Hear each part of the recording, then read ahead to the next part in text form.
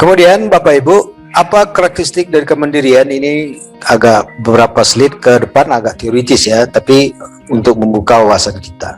Pertama adalah aspek penerimaan terhadap diri sendiri secara objektif dan dinamis. Jadi anak-anak yang mandiri dimulai dari kemampuan dia untuk menerima dirinya apa adanya, tapi dinamis. Apa itu dirinya? Dirinya itu bisa fisik, bisa psikologis, ya, emosional, dan lain-lain. Kalau anak usia remaja sangat memperhatikan, sangat konsen terhadap fisik mereka. Mereka sering bercermin, melihat wajahnya, melihat hidungnya, dan sebagainya. Melihat mata, apakah saya cantik, apakah saya gagah, dan sebagainya. Itu semuanya adalah bagian dari upaya mereka untuk menerima kondisi diri sendiri. Nah, diharapkan mereka mampu menerimanya secara objektif apa adanya. Kalau mereka punya hidung yang pesek, katakanlah seperti itu, ya, seringkali dibilang pesek oleh temannya, dan itu mereka kemandiriannya akan tercapai kalau dia mampu menerima kepesekan hidungnya itu secara dinamis. Dia tidak mempersoalkan, dia terima bahwa itulah yang dianugerahkan oleh Allah kepada dia. Kemudian kondisi-kondisi lain emosional, kalau di sekolah kita ada tes IQ misalnya, kemudian saya memanggil anak dan saya memperlihatkan kepada dia, IQ kamu sekian, kekuatan kamu, bakatnya di sini, dan di sini.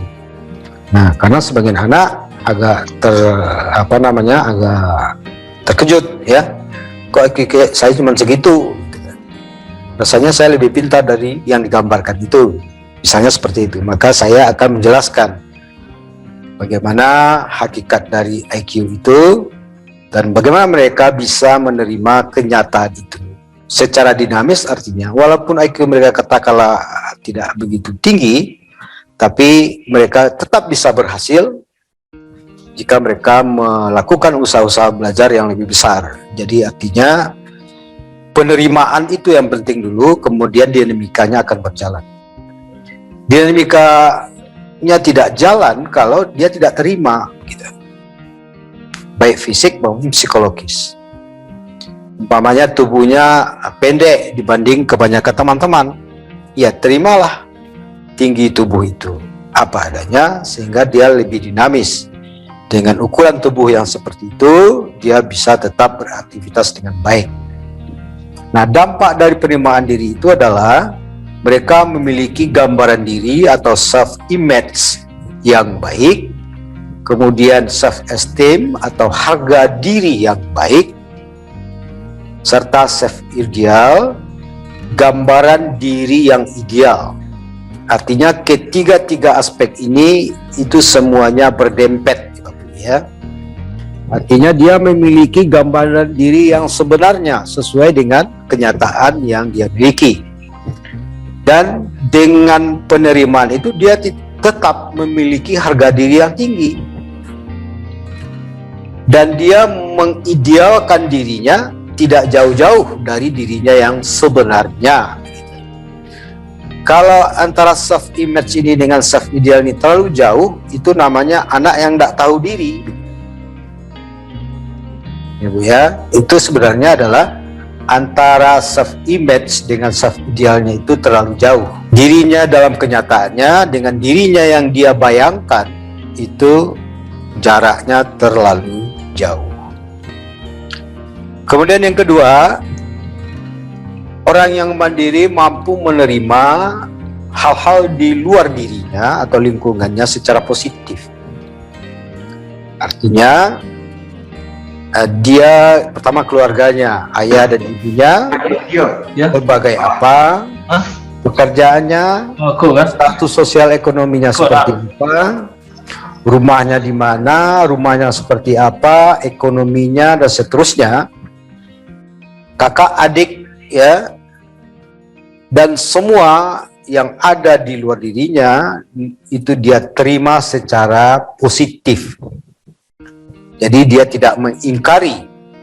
Ada anak-anak yang tidak terima, misalnya orang tuanya kerjanya, katakanlah saya punya teman dulu waktu SMA, kerja ayahnya adalah tukang sol sepatu, ya.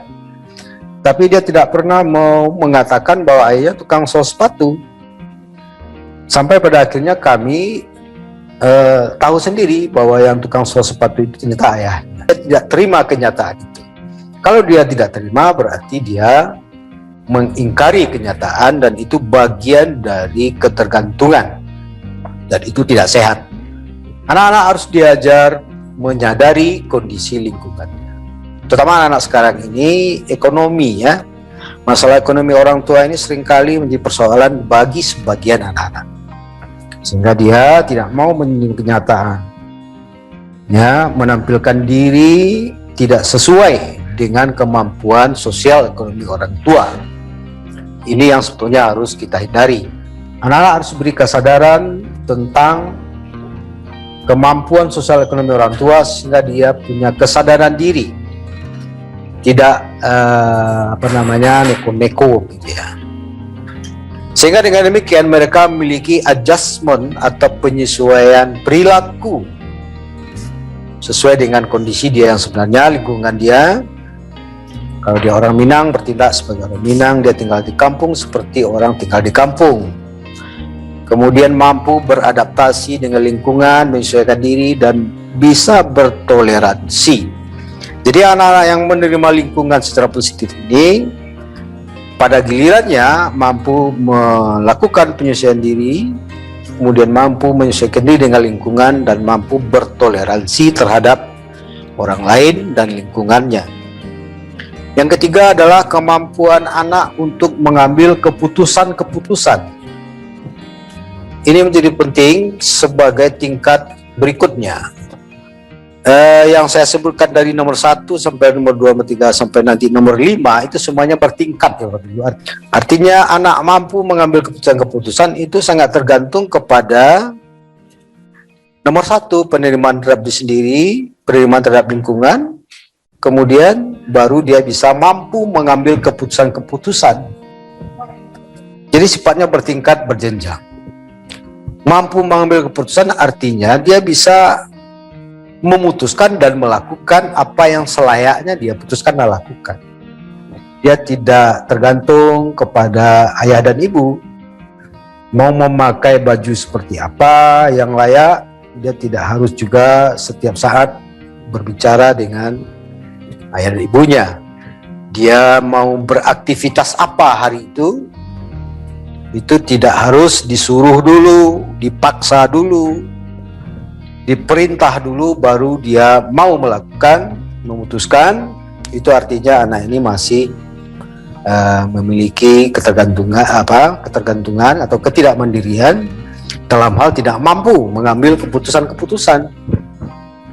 Untuk keputusan-keputusan yang prinsip itu tentu saja tetap tergantung atau berkonsultasi dengan orang tua. Tapi untuk keputusan-keputusan yang lebih kecil, kegiatan sehari-hari, ya, itu umumnya apa yang harus dia lakukan, tugas-tugas di rumah, tugas-tugas di sekolah, dia harus mampu putuskan sendiri. Sehingga dengan demikian anak-anak yang mampu membuat keputusan itu memiliki kepercayaan diri yang lebih tinggi, mampu berpikir lebih abstrak, ya. Abstrak artinya sesuatu yang tidak tampak, tapi dia tetap bisa membayangkannya dan menganalisisnya. Kemudian dia juga lebih fleksibel di dalam mengambil keputusan tersebut. Fleksibel artinya dia tidak kaku, ya, tidak hitam putih, ya. Kepada saya banyak anak-anak datang untuk menanyakan cita-cita. Saya nanti tamat SMA ini kemana yang cocoknya, Bapak? Banyak di antara mereka yang memutuskan. Ada anak yang dia ingin menjadi polwan. Kalau tidak polwan, tidak jadi, biar tidak kuliah. Nah, ini kan sebetulnya karena fleksibilitas berpikir.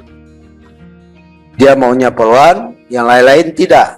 Lalu saya berikan data-data tentang potensi dirinya.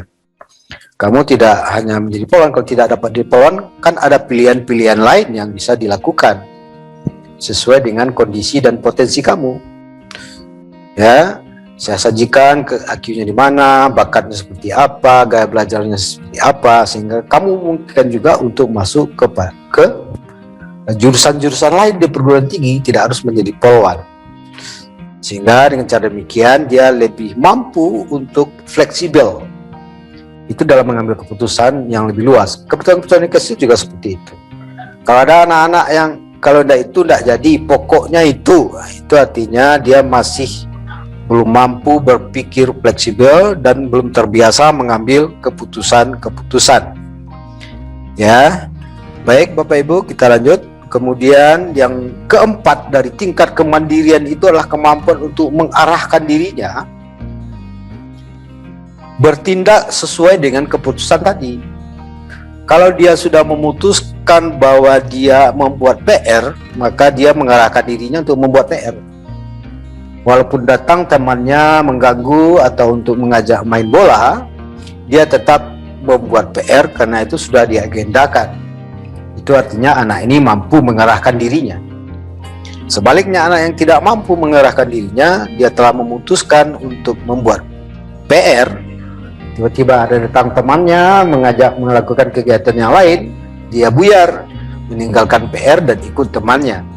Itu anak ini dalam hal itu saja dia belum mampu mengarahkan diri sesuai dengan keputusan yang telah dia rencanakan sebelumnya. Jadi anak-anak yang mampu mengarahkan diri sesuai dengan keputusan yang diambil ditandai dengan kemampuan dia untuk disiplin, yaitu melakukan apa yang telah diniatkan dan apa yang telah dikerjakan. Kemudian kemampuan dia untuk sinergik. Sinergik itu artinya melakukan suatu kegiatan yang memiliki keuntungan berganda, ya, dengan orang lain ataupun sendiri. Jadi dia bisa mengambil manfaat-manfaat yang lebih luas terhadap apa yang dia lakukan. Kemudian Bapak Ibu, selanjutnya adalah yang kelima. Yang terakhir adalah kemampuan anak untuk mewujudkan, mengaktualisasikan segala potensi dan kondisi dirinya. Ini adalah puncak dari kemandirian seseorang. Orang yang mandiri adalah orang yang seluruh potensi dirinya, kondisi yang dia miliki, berkembang secara optimal dan berdaya guna, bermakna guna, dan mampu berkarya bagi dirinya dan orang lain. Jadi tentu saja puncak ini dicapai pada saat dia dewasa dan bahkan pada remaja juga bisa. Misalnya anak-anak yang mengikuti lomba, kemudian bisa berhasil menang ataupun tidak menang sekalipun, dia sudah bisa mengaktualisasikan dirinya, berprestasi. Jadi tandanya berkembang optimal, kemudian dia juga mampu mencapai cita-cita dan keinginan dia, harapan-harapan dia, kemudian dia juga bisa berprestasi. Jadi di puncak kemandirian ini bisa dicapai dengan baik apabila tingkat di bawahnya nomor 1, nomor 2, nomor 3, dan nomor 4 itu sudah tercapai sebelumnya. Anak-anak akan tidak berprestasi, tidak mampu mencapai cita-cita, tidak berkembang secara optimal apabila nomor 1 misalnya penerimaan dirinya saja bermasalah, kemampuan dia mengambil keputusan saja bermasalah. Apa-apa dikadukan dulu sama ayah, sama papa, sama mama, ya kan? Mana dia bisa berprestasi kalau segala sesuatunya masih tergantung kepada orang tua maupun orang dewasa lainnya. Itu Bapak Ibu gambaran tentang karakteristik kemandirian.